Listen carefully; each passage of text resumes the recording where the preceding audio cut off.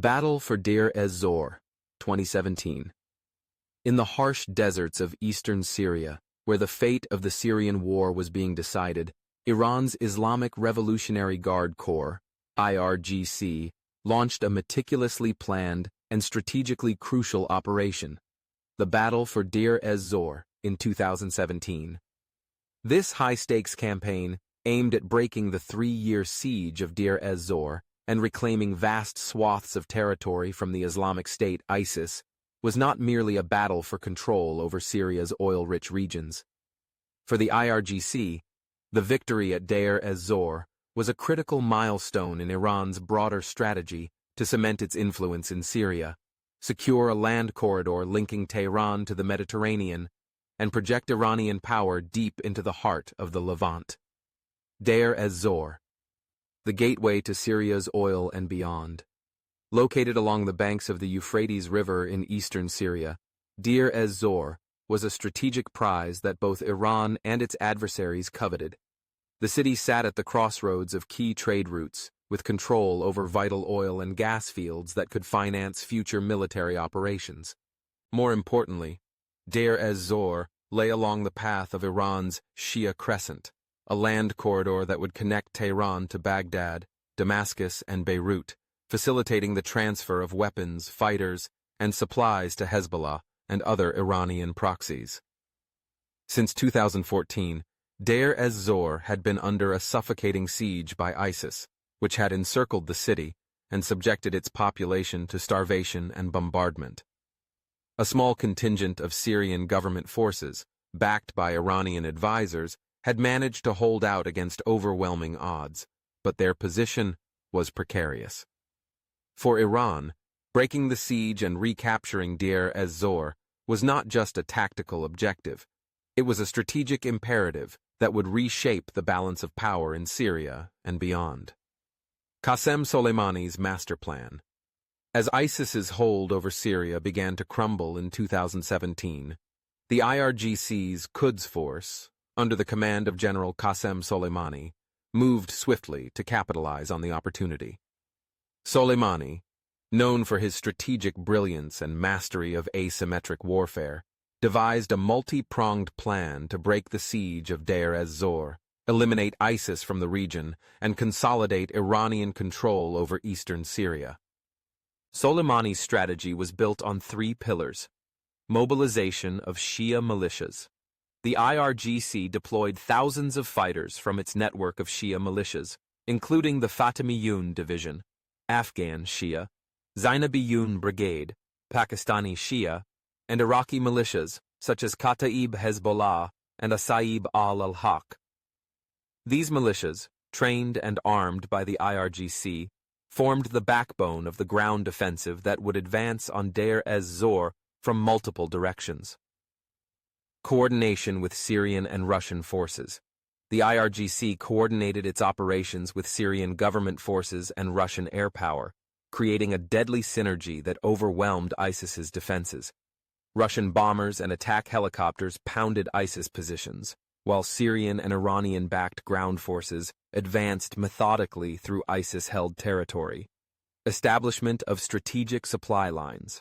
Soleimani ensured that supply lines connecting Iran to Syria were secure, allowing a steady flow of reinforcements, weapons, and logistical support to reach the front lines.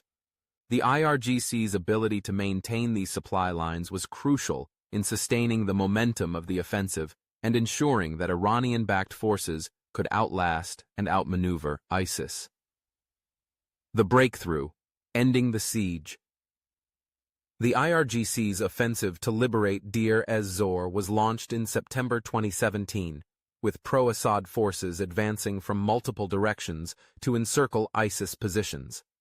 The IRGC-backed militias played a pivotal role in the operation, with Shia fighters leading the charge on key fronts. The offensive was relentless. Artillery barrages, airstrikes, and ground assaults gradually wore down ISIS's defenses, forcing the group to retreat deeper into the desert. By September 5, 2017, Syrian and Iranian-backed forces had broken through ISIS's siege lines, reaching the besieged Syrian garrison in Deir ez-Zor and delivering a devastating blow to the jihadist group. The fall of Deir ez-Zor marked a turning point in the Syrian war, as ISIS's grip on eastern Syria was shattered, and the IRGC emerged as a dominant force in the region. Al-Mayadeen and al-Bukamal, securing the border. But for the IRGC, the battle was far from over. Soleimani's vision extended beyond Deir ez-Zor. His ultimate objective was to secure the Iraqi-Syrian border and establish a permanent Iranian presence along this strategic corridor. To achieve this, the IRGC pushed its forces further east, capturing al-Mayadeen in October 2017 and al-Bukamal in November 2017, two key towns along the Euphrates River that provided control over the border with Iraq. The capture of al-Bukamal was particularly significant for the IRGC. It marked the final piece of Iran's land corridor puzzle, giving Tehran direct access to the Mediterranean and allowing the seamless flow of weapons, fighters, and supplies to Hezbollah and other Iranian proxies in Lebanon and Syria. For the IRGC, the establishment of this corridor was a strategic triumph that fulfilled Iran's decades-long ambition of creating a contiguous zone of influence stretching from Tehran to Beirut. Sectarian mobilization and demographic engineering.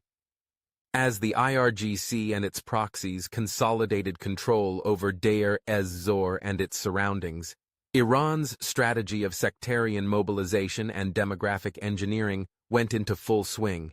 Shia militias loyal to Tehran took control of key areas, while Sunni populations who had lived under ISIS rule were displaced or marginalized. The IRGC facilitated the resettlement of Shia families from Iraq, Lebanon, and Iran into strategic regions, reshaping the demographic composition of eastern Syria to ensure long-term Iranian dominance. Iranian religious and cultural institutions sprang up in Deir ez-Zor and other liberated areas, spreading Tehran's revolutionary ideology and fostering loyalty to Iran's supreme leader, Ayatollah Ali Khamenei. The IRGC's long-term vision was not just about military control.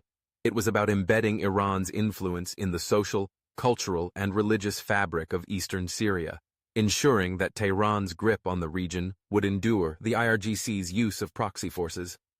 The battle for Deir ez-Zor also showcased the IRGC's mastery of proxy warfare. Iranian-backed militias operated as a force multiplier, allowing the IRGC to achieve its objectives without deploying large numbers of Iranian troops. The use of proxy forces gave Iran plausible deniability, allowing Tehran to project power while minimizing the risk of direct confrontation with Western and regional adversaries. The IRGC's reliance on proxies also allowed Iran to maintain a low-cost, high-impact presence in Syria, ensuring that Iranian influence could be sustained over the long term. By embedding its proxies within Syria's security apparatus and integrating them into the Syrian Arab Army's command structure, the IRGC created a permanent and loyal network of forces that would continue to serve Iran's interests. Consolidating control. Iran's economic and political expansion. Following the military victory in Deir ez-Zor, the IRGC turned its attention to consolidating Iran's economic and political influence in eastern Syria. Iranian companies secured lucrative contracts for the reconstruction of Deir ez-Zor's oil and gas infrastructure, ensuring that Tehran would reap the economic benefits of its investment in the Syrian war. Iran's control over Syria's energy resources provided Tehran with a valuable revenue stream that could be used to finance future operations and sustain its regional proxy network. Politically, the IRGC embedded its operatives within Syria's security and intelligence apparatus, ensuring that Iran's influence extended beyond the battlefield.